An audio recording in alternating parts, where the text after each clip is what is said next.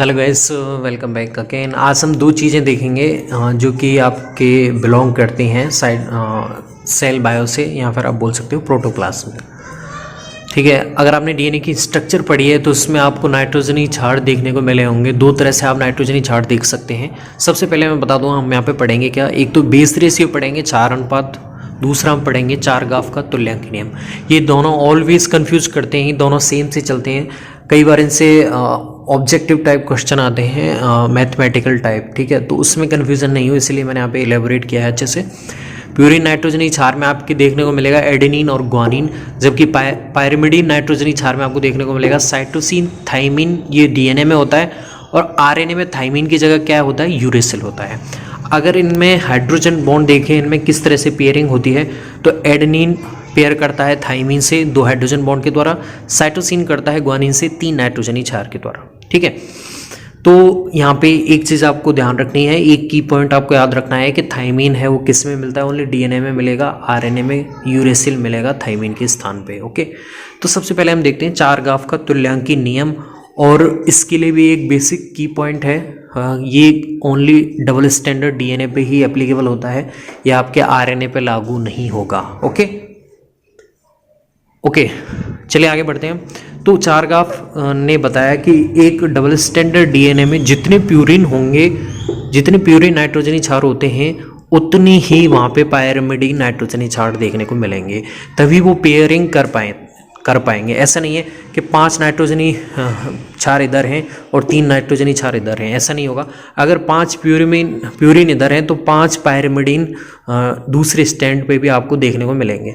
और जैसा कि आपको पता है, डीएनए की वाटसन और क्रिक के द्वारा दिया गया था, दोनों कैसी हैं, एक दूसरे के एंटी पैरेलल होती हैं और प्रति समानांतर होती हैं। ठीक है, तो प्यूरिन में हमारे कौन से आ गए, एडेनिन और ग्वानिन आ गए, और पायरिमिडीन में हमारे साइटोसिन और थाइमिन आ गए। यूरेसिल क्यों नहीं लिया है, क्योंकि ये केवल डीएनए पे ही एप्लीकेबल है, आरएनए पे लागू नहीं होता है, इसलिए हमने यूरेसिल नहीं लिया है।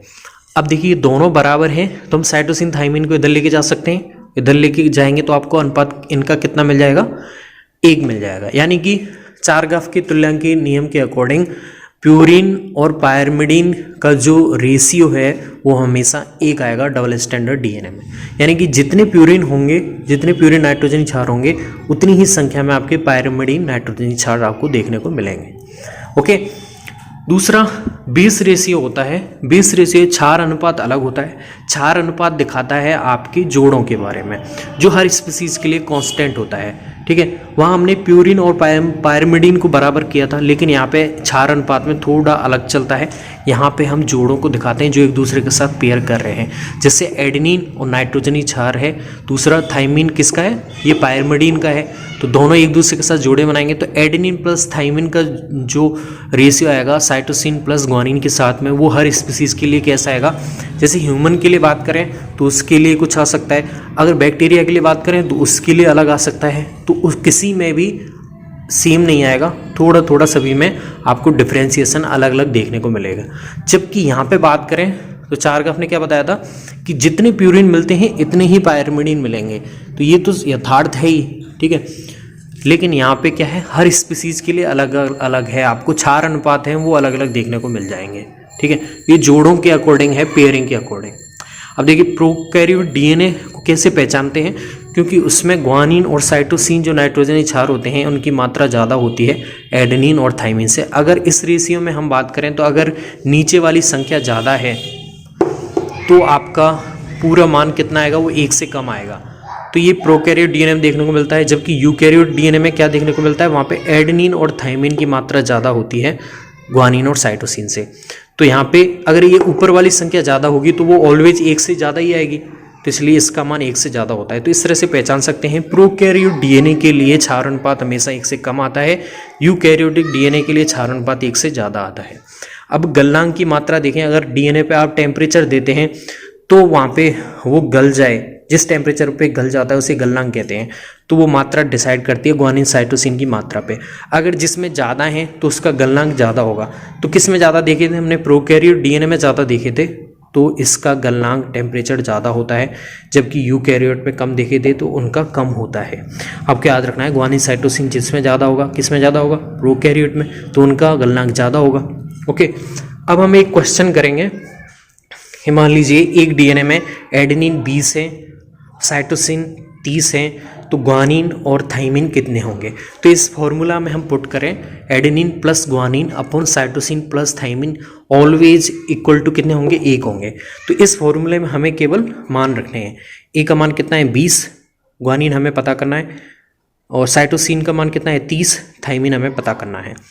तो 20 प्लस जी अपॉन 30 प्लस टी। अब हमें एक अनुपात रखना है, तो आपको हमेशा इनका रेशियो कितना लाना है 1। तो इसके अकॉर्डिंग आप अगर देखें तो इसे हल करेंगे तो आपको ग्वानिन और थाइमिन कितने देखने को मिलेंगे।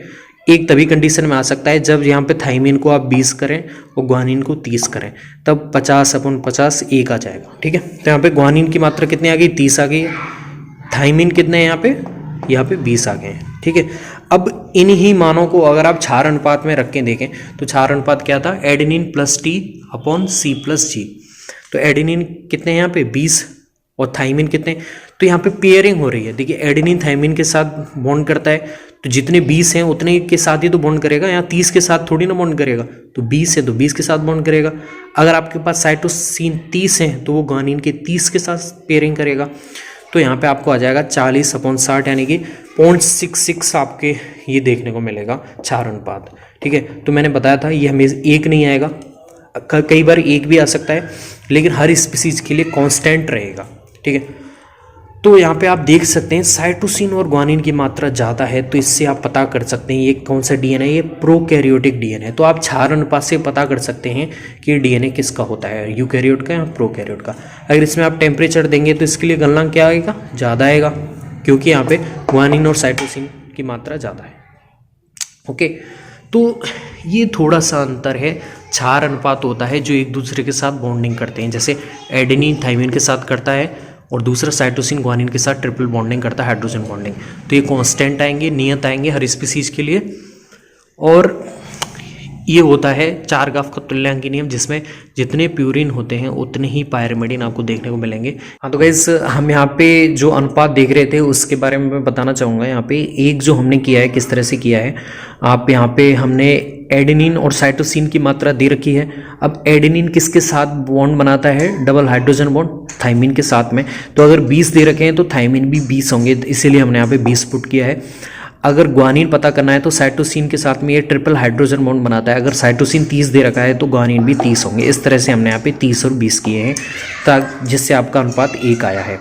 मैंने ये स्किप कर दिया था, मैंने सीधा निकाल दिया था, तो उसको आप यहाँ से देख सकते हैं वापस से किस तरह से हमने जी और टी निकाला है।